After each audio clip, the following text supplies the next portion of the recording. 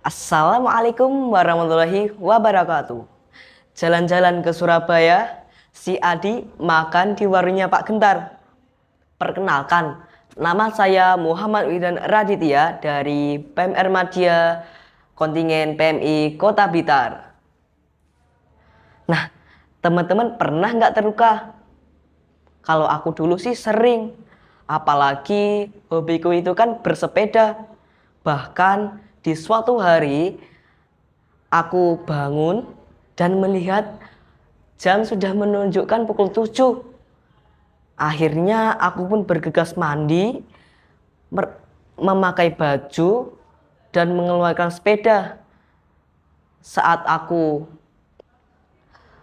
mengeluarkan sepeda, aku juga lupa untuk memakai pelindung saat berkendara. Di, di saat aku memacu sepeda dan saat aku di perjalanan, aku terjatuh dan lukaku lecet. Karena aku mengira luka itu sangatlah kecil, makanya aku hanya mengobatinya dengan obat merah. Tetapi keesokan harinya aku melihat lukaku itu mengeluarkan darah putih. Dan aku pun menanyakan itu kepada mama. Katanya sih itu nanah, bisa bahaya banget kalau dibiarin. Dan setelah itu aku dan mama bergegas ke dokter untuk memeriksakan lukaku. Nah, dari cerita itu teman-teman sudah mengenal belum apa itu luka? Luka adalah kondisi di mana rusaknya jaringan di luar maupun di dalam bagian tubuh. Nah,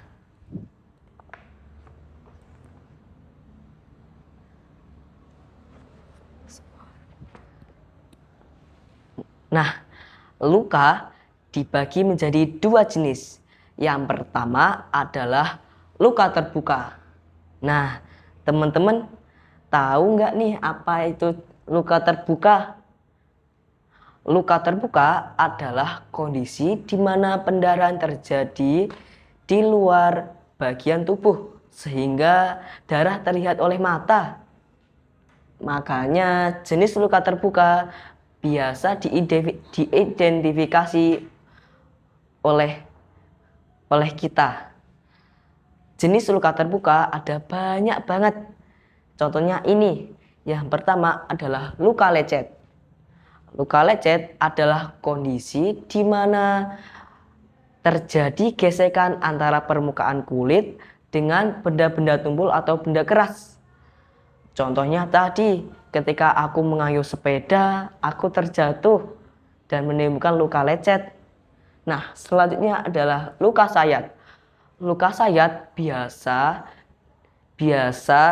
disebabkan oleh benda-benda tajam seperti gunting, pisau, pedang, dan masih banyak lagi. Selanjutnya adalah luka robek.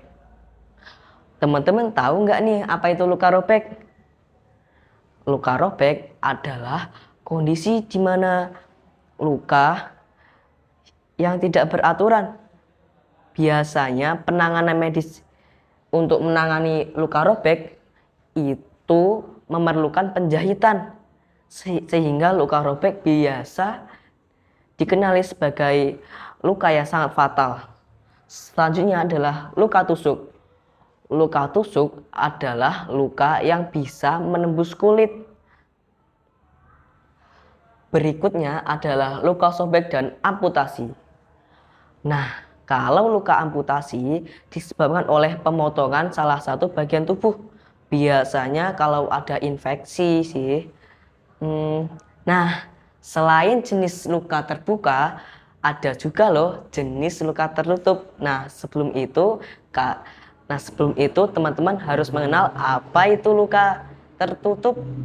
Nah, luka tertutup adalah kondisi di mana pendarahan terjadi di dalam bagian tubuh.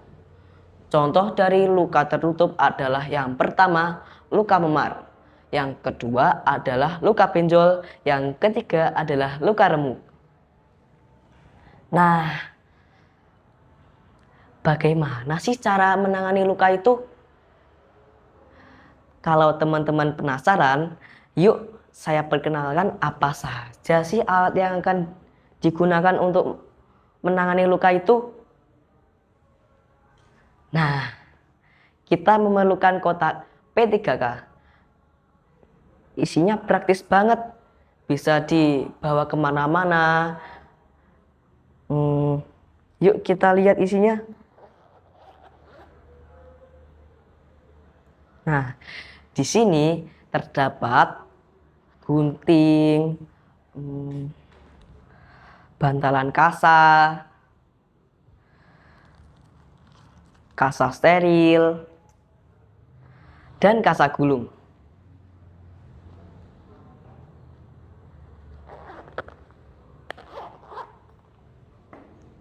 Nah, setelah teman-teman mengenali apa saja yang diperlukan untuk menangani luka, kita langsung beranjak ke bagaimana sih cara menangani luka dengan baik dan benar tentunya. Nah, yang pertama kita lakukan adalah membersihkan luka, karena seperti tadi, luka yang ditangani tanpa dibersihkan dulu akan menyebabkan luka itu terkontaminasi oleh zat asing atau benda-benda lain seperti kuman, kotoran, dan masih banyak lagi. Oke, langsung saja saya bersihkan. Nah, setelah dipastikan telah bersih dari kuman dan kotoran, yang perlu kita lakukan adalah menutupnya dengan penutup luka menggunakan kasa steril. Nah, kasa steril digunakan untuk membersihkan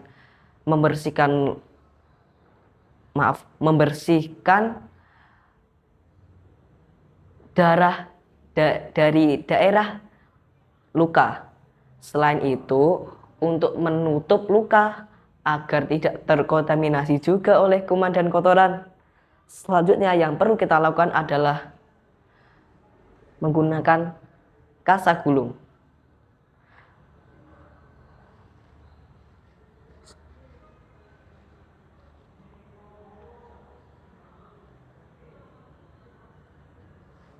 Nah, teman-teman, tahu nggak nih apa gunanya kasa gulung? Kasa gulung untuk menjaga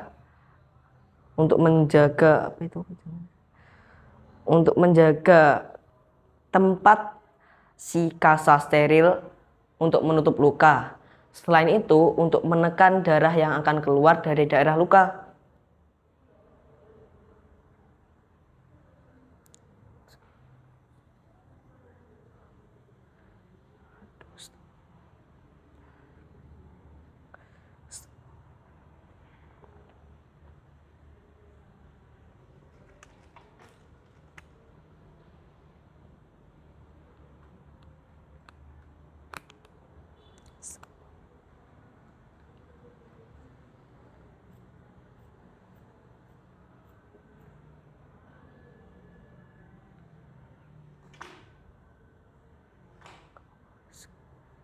Astagfirullah, kan jatuh kan.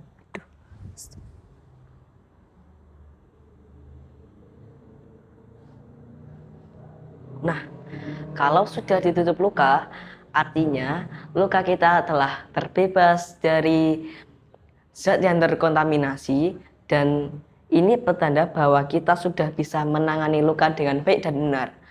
Mudah banget bukan? Makanya kita harus bisa mencegah luka dengan misalnya menggunakan alat perlindungan pada saat berkendara dan selalu mematuhi lalu lintas, karena mencegah lebih baik daripada mengobati. Sekian dari saya, apabila terdapat salah kata maupun perbuatan, mohon maafkan. Terima kasih. Wassalamualaikum warahmatullahi wabarakatuh.